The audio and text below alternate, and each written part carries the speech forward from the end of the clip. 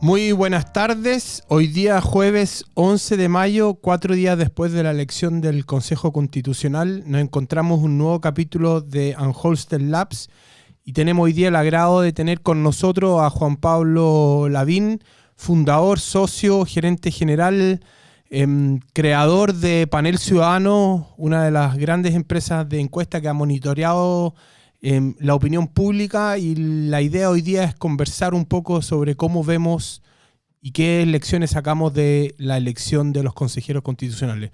Muy buenas tardes, Juan Pablo, y muchas gracias por estar con nosotros acá. Buenas tardes, Cristóbal. Muchas gracias por la invitación.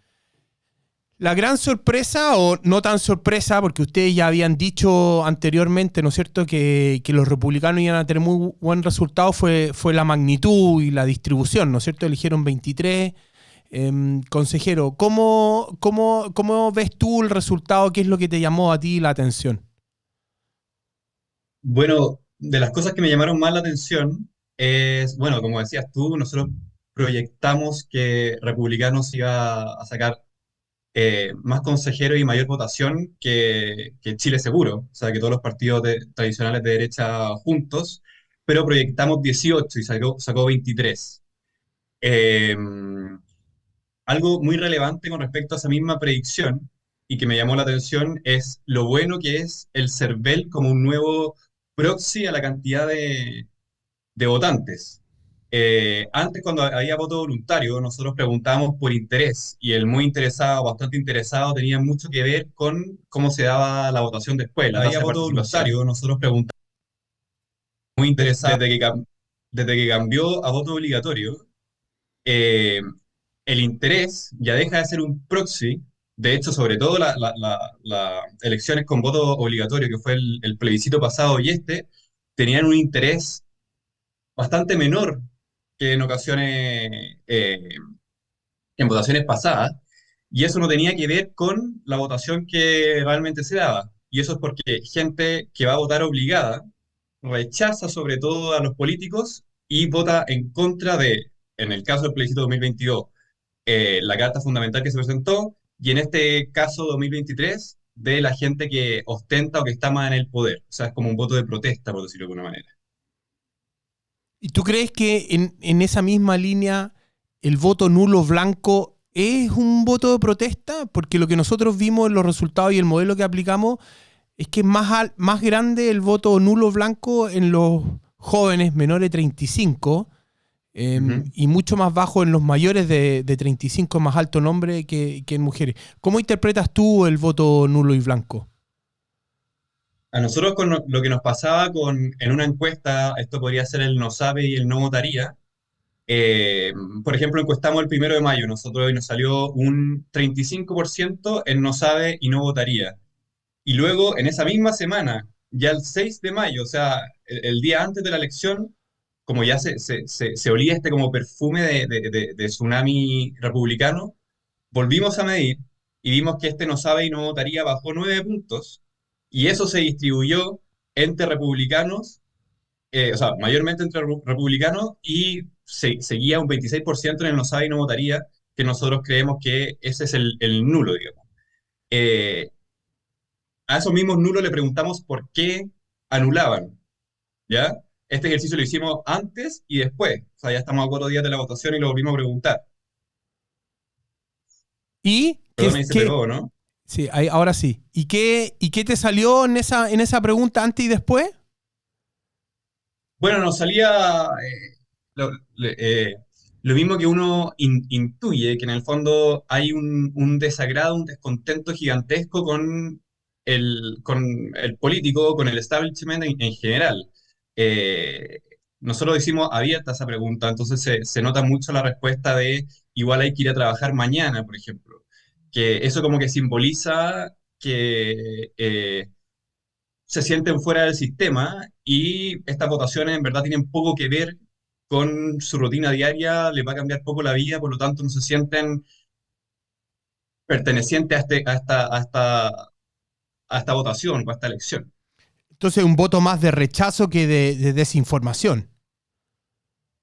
Efectivamente. O sea, nos están obligando a ir a una elección que nosotros no elegimos y que tampoco sabemos. O sea, es difícil contabilizar, por ejemplo, cuánta gente se equivocó en el voto, pero debe Mm. haber mucho. Yo vi por ahí en la tele gente que marcaba un candidato por cada lista. O sea, obviamente esa desinformación también afecta. Es mucho más fácil votar apruebo o rechazo que votar por listas de 30 candidatos. Entonces, probablemente si yo pudiera ver, imaginémonos que es verdad que mucha gente no sabía que se votaba solo por una lista, Ujú. probablemente es gente que antes no participaba en la elección, que no participó en la elección de diputados y, Ujú. y que en el apruebo rechazo era obvio que o estaba ahí en un lado o estaba ahí en el otro, pero no podía estar en los dos. Y eso quizás es consistente con que sean menores de 35 años. En el fondo no saben que este sistema, esto sería más desinformación que rechazo. Pero por lo que yo te escucho de las preguntas abiertas es que hay un descontento con esta elección porque no la quieren, no la entienden y no la resuelven los problemas.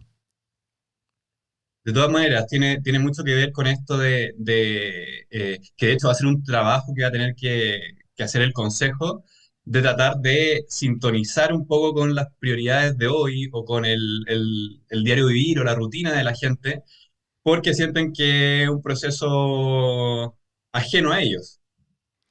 Y por lo tanto, o sea, esa misma gente que votó como votó por republicanos, mayormente, si le sacamos la foto hoy de cómo votaría en el próximo plebiscito de salida, probablemente se rechazaría. ¿Ustedes han preguntado por el apruebo rechazo del plebiscito? Es decir, ¿a favor y en contra del plebiscito de salida? Sí, hemos preguntado, por ahora está como a favor 30%, perdón, en contra 30%, 25% a favor y el resto no sabe. Ya. Ah, interesante. Entonces está más peleado de lo que uno puede pensar. Entonces está Sí, abierta la cancha. pero también sabemos que ese no sabe, Mm, que se informa poco, que le interesa poco, al final suele rechazar cualquier cosa que le plantee la política. mm, mm, mm. Pasó en el plebiscito de 2022, Claro. ahora uno pasa algo similar con republicanos, que al final la campaña que tenían era eh, en el fondo, tirarse en contra de este mismo proceso, que no participaron del acuerdo ni siquiera. ¿Por qué crees tú que Republicano le fue tan bien? ¿Hay algo en las encuestas, en las mediciones que ustedes hicieron, que diera indicio de, más allá del voto tradicional de derecha, que captaran tantos votantes de otros lados?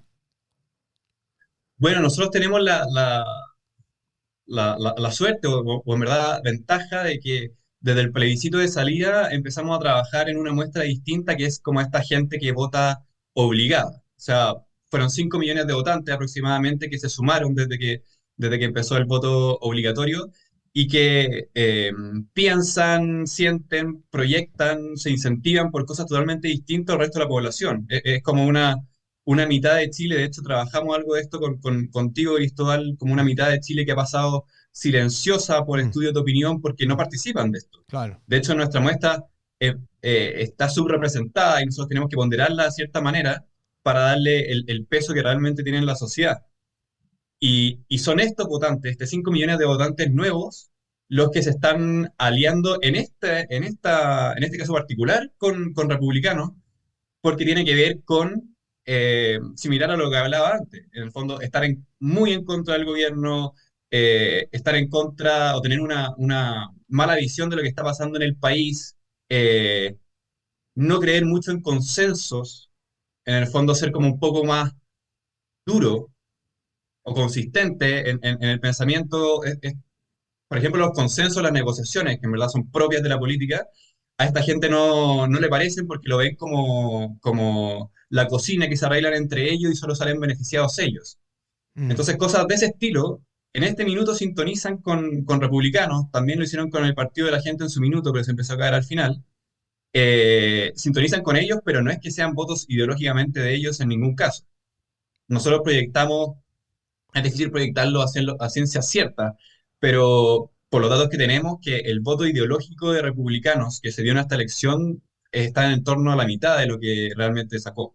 Claro, nosotros hacemos el mismo cálculo desde otro approach, en el sentido de que ellos en la elección de diputados sacaron el 10,5% y le quitaron ¿Mm? a los partidos de derecha, ¿no es cierto?, entre 8 y 9 puntos. Y eso nosotros 10 más 8 son 18. Ese es como lo que nosotros creemos que es el voto más tradicional de derecha. Y los otros Ujú. 18 puntos son estos votos que capturaron de otra parte que probablemente es y es consistente con lo que tú estás diciendo, es un voto de rechazo al establishment de alguna manera. Y el desafío quizás que tiene José Antonio es que se fidelicen con él en el corto plazo, sobre todo si él quiere llegar a la moneda, ¿o no? Claro, y es un desafío súper complejo porque en teoría, por lo menos lo que vemos nosotros, eh, fuera de este como enojo o rabia que hay como con la contingencia, con el contexto actual del país, no hay tanta sintonía en cosas más profundas. O sea, el Estado más chico, por ejemplo, que algo que debiera plantear republicanos, no tiene por qué hacerle sentido a este elector. Eh, por poner casos prácticos, están ultra a favor del retiro del 10%, por ejemplo, Están a cosa que favor. cosa que el Partido Republicano está totalmente en contra. Interesante. Si mis cartas presidenciales, sí, hoy le suena bastante Kast, pero también le suena a Pamela Giles, por lo mismo, retiro del 10%. Eh, Sintonizan con las prioridades, la delincuencia, que es la prioridad mayor en todo Chile, es aún mayor en este grupo, sí. Más mano dura, por ejemplo, en la Araucanía, sí. Pero instituciones no la valoran mucho necesariamente porque las ven, como dices tú, el establishment. Entonces, cuando uno hace encuestas de evaluación de instituciones, en este grupo en particular, todas son siempre más bajas. O sea, sacando a bomberos, todas son siempre más bajas. Eh, Aprobación del presidente, siempre es todo más bajo. Y ahora como republicanos, en este caso en el Consejo Constitucional, se tiene que armar mucho más como institución partidaria y ser la mayoría en esa misma institución, van a empezar a ser vistos como otra parte de Establishment. este poder que no les gusta, digamos. De lo que yo te escucho es que cuando se vean parte del establishment van a perder una parte importante de sus votos, entonces. Es muy probable. Si en el fondo mantener este 35% es un desafío gigantesco y además por el otro lado, la gente, la oposición a republicanos va a tratar de demostrar lo más posible cuáles son las bases reales de republicanos que no tienen sentido con este elector que les dio su voto en esta oportunidad. Sí, si a ver si entiendo bien, en el fondo aquí hay dos grupos de, de estos votos que llegaron adicionales a republicanos, que hay como dos almas. Uno, que le gustan los retiros del 10%, ¿no es cierto? Ujú. Y hay otro grupo que puede haber alguna intersección que están de acuerdo con el tema mejor seguridad, la inmigración, como temas más de orden, ¿no es cierto? Y probablemente el desafío que tiene el Partido Republicano es tratar de minimizar los retiros, porque como tú bien dices, el Partido Republicano no cree en eso, y sí fortalecer los temas que le son más propios, que son seguridad e inmigración. ¿Entiendo bien? Sí, salvo que la distinción en el fondo no está necesariamente en que un grupo tiene que ver con la delincuencia y otro con los retiros. En el fondo, todo este grupo que vota mucho más, o sea, todo el grupo de republicanos está mucho más a favor de la mano dura, en contra de la inmigración, su prioridad más alta, pero por lejos de la delincuencia, comparten eso, pero la parte como más de base, de profunda o más ideológica, ahí es donde se separa. Y tienes un grupo que nosotros calculamos la mitad, efectivamente votó por republicanos en esta oportunidad, pero por la coyuntura, por la contingencia. Y si tú le empiezas a preguntar eh, sobre bases republicanas, o sea, del Partido Republicano, no la van a compartir. El Estado más chico no lo van a compartir. Ayudas estatales más focalizadas no la van a compartir. Retiros de 10% quieren que les den toda la plata de lo antes posible. No están a favor de la AFP, no están a favor de la ISAPRE. Eh, entonces, a eso me refiero. Ellos sí efectivamente están por la contingencia, sintonizan con esto de la mano dura y que cortemos la inmigración. Pero en otro tipo de cosas, que sí van a tener que entrar en el debate el Partido Republicano en esta instancia, no las comparten. Y cuando lo empiecen a conocer, este apoyo tendería a bajar. Interesante, porque en el fondo esto es pan para hoy día y hambre para mañana, donde tuvieron una victoria muy circunstancial o se aprovecharon muy bien del momento. El desafío quizás Ujú. que tienen para adelante es tratar de consolidar una parte de este voto no de derecha adicional que les llegó, que tiene otra filosofía que el Partido Republicano. Mi pregunta es, ¿la gente cuando fue a votar sabían que eran Partido Republicano? ¿O sabían, se fijaron en que no era un partido de los típicos? ¿Cómo ves tú como la parte como más psicológica del voto? Está bien, eran solo 5 listas, eran fácil buscarlo. ¿Tú crees que se daban cuenta que esto era un partido de derecha como más tradicional? No, la verdad no creo que en el fondo en estos votos se viera en profundidad de qué se trataba este partido.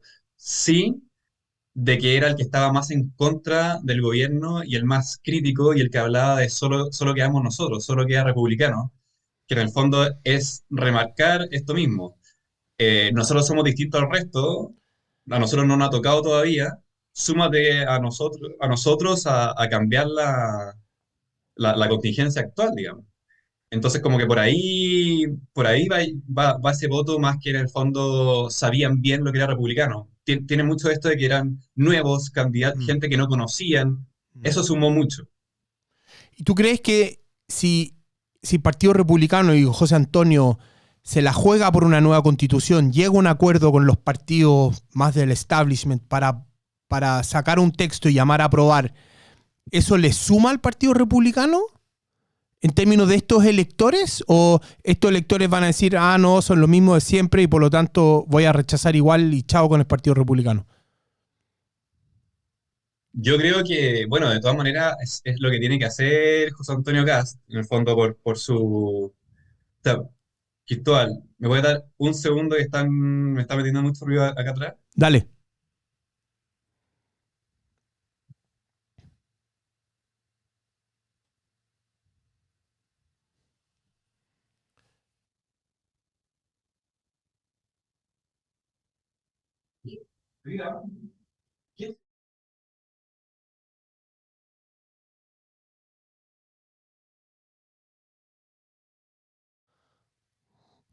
Ahí sí, perdón que alguien se quedó cerrado. No, no te preocupes.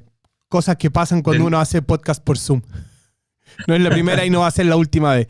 Tú decías, entonces, Perdón, de nuevo la pregunta, que me fui. no, la pregunta es si José Antonio, estando de acuerdo contigo, que él debería ayudar a que este texto se cierre este proceso, se apruebe una nueva constitución, que haya un acuerdo, la pregunta es si esto le suma con sus votantes este otro 18% o este 18% va a decir, ah, ¿sabes qué más? Esto es parte de la misma cocina, son igual que todos, chao con ellos y la próxima vez vamos a ver un partido republicano bastante más reducido. Yo creo que, bueno, es como paradojal cómo lo plantearon de un minuto, o sea, desde el primer minuto, porque la campaña también estuvo hecha remarcando que ellos no querían cambiar la constitución actual o no estaban a favor de este proceso, y ahora son el principal actor de este proceso. Lo que más les conviene a ellos es que este proceso salga adelante, sobre todo a José Antonio Kast, y le va a jugar en contra lo que hablaron en el primer minuto. Lo van a tener que hacer sí o sí, es el tema. Y esa base se le va a empezar a desvanecer. ¿Cuánto se les desvanece? hay que ir midiéndolo a medida que se va abriendo el debate constitucional. Pero yo creo que eh, es imposible argumentar que esta base va a seguir fuerte si estamos hablando de un votante que es de contingencia y que no comparte la base de pensamiento del Partido Republicano, sino que Interesante. solamente esta como protesta o anti-gobierno, anti-contexto actual del país. ¿Tú crees que si hubiera habido otro partido nuevo, amarillo, demócrata, se habrían llevado parte de esta torta de los 18 puntos que tú estás mencionando? ¿O Republicano además tenía una buena marca recordatoria? Yo creo que partidos como por ejemplo los que tú nombras tienen mucho que ver con visión a largo plazo de país o consenso, Ya, negociación, ya, acuerdo, perfecto. y eso no cala en este público o en este elector. Este es un elector mucho más de, como te decía en un principio, igual hay que trabajar al día siguiente, no me importan mucho estos acuerdos, no sé quién lo acuerda, hay gente que no empatizo con ellos, o sea, o ellos no empatizan conmigo, y después se llevan la plata para la casa, como algo así, obviamente lo estoy exacerbando, pero va por ahí. Entonces, eh, grupos, partidos electorales que planteen cosas más a largo plazo tienen poca cabida frente a alguien que está diciendo la delincuencia, la inmigración, le está hablando del día a día. Entonces, eso tiene mucho más, resuena mucho mejor en este elector. Perfecto, muy, muy interesante. Bueno, se nos pasó el tiempo volando. Estamos llegando al final de podcast. No sé si tú quieres cerrar con alguna idea adicional, algo más que tú quieras decir que sientas que no hemos conversado. Eh, bueno, me gustaría cerrar con que creo que está pasando lo mismo que pasó con el rechazo en el plebiscito de salida de tomar a este votante como si fuera un votante de derecha. Y yo creo Mm, que ese es un grave error. Esa visión que se empezó a implantar después del plebiscito de salida, ahora como que se está consolidando y por lo mismo va a ser difícil como romper este molde y por lo que tenemos nosotros, la información que manejamos nosotros, no tiene nada que ver con eso, no tiene que ver con derecha e izquierda, tiene que ver con una sociedad a mitad de Chile que estaba silenciada por los estudios de opinión, por la participación, no por participar en elecciones, ahora lo estamos obligando a participar, demuestran su descontento, pero demuestran su descontento con lo que le plantea la política en ese minuto. Calzó, que en este caso favoreció a una visión más de derecha, pero no es un votante de derecha en ningún caso. perfecto, muy, muy interesante. Bueno, Juan Pablo, muchas gracias por tu participación. Vamos a estar atentos a los nuevos insights que nos entregue de este elector nuevo producto del voto voluntario y los invito a seguir escuchando los podcasts de Anheuser Lab. Muchas gracias y buenas tardes.